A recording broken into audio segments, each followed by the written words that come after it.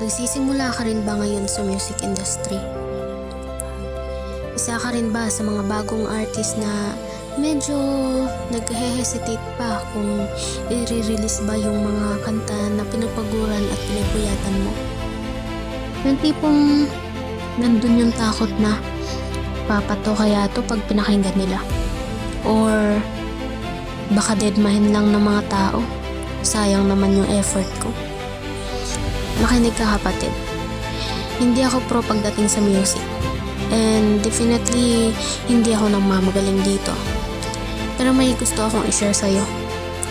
Ito kasi yung palagi kong pinanghahawakan at ginagawa kong guide sa bawat music na nilalabas ko. Ito. Kasi kung gusto talaga natin mag-grow dito, kailangan lang natin ng tamang mindset. Kailangan natin ng growth. Yung growth na yun, may meaning yun para sa akin. Para sa akin, ano siya eh. May acronym to, yung growth. Yung G, get your priorities straight. Goal muna, bago ang ingay ng paligid. Unahin mo muna yung pangarap mo, bago yung validation ng ibang tao. Kung nagre-record ka para sa kasikatan, tapos hindi yung pumatok, madidismaya ka talaga.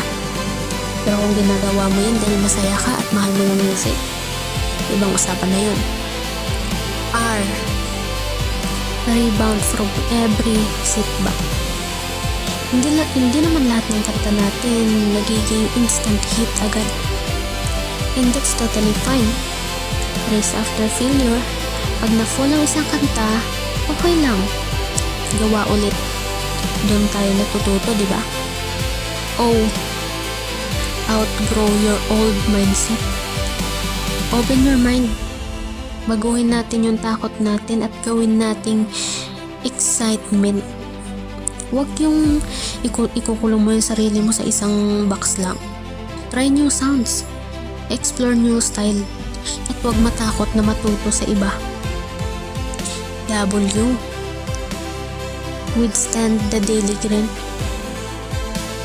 Ang music kasi walang magic formula yan, kundi sipag araw-araw, work with purpose.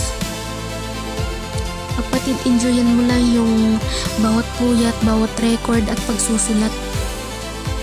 Kasi kung maririnig mo yung final product niyan, sulit yung fulfillment niyan.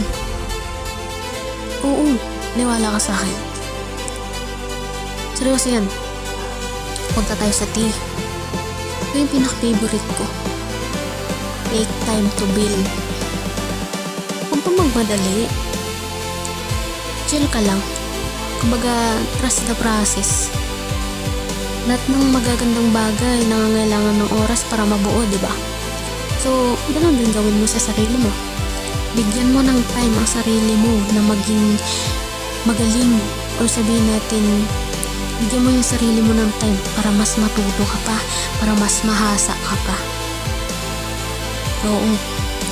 H, lastly, hustle without shortcuts. Kumbaga, hustle for your dreams. Kasi wala namang easy way paakyat sa taas, diba? Kailangan mong pagtrabahuhan ang bawat achievement mo na may ngiti para kapag nakita mo nang nagpa-progress ka.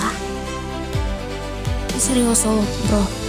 Magiging proud ka din sa sarili mo. At di lang ikaw magiging proud doon. Yung ibang tao magiging proud din yun sa sarili mo. Kaya sa'yo na nag-aalangan pa, ilabas mo na yung kanta mo.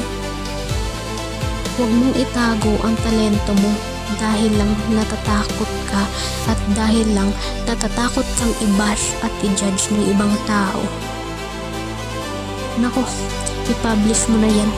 I-share mo sa mundo at mag-enjoy ka lang sa biyahe. Alam kong kaya mo yan. Oo, kaya mo yan. Kaya, ito masasabi ko sa'yo. See you sa top. At tuloy-tuloy lang ang paggawa ng music.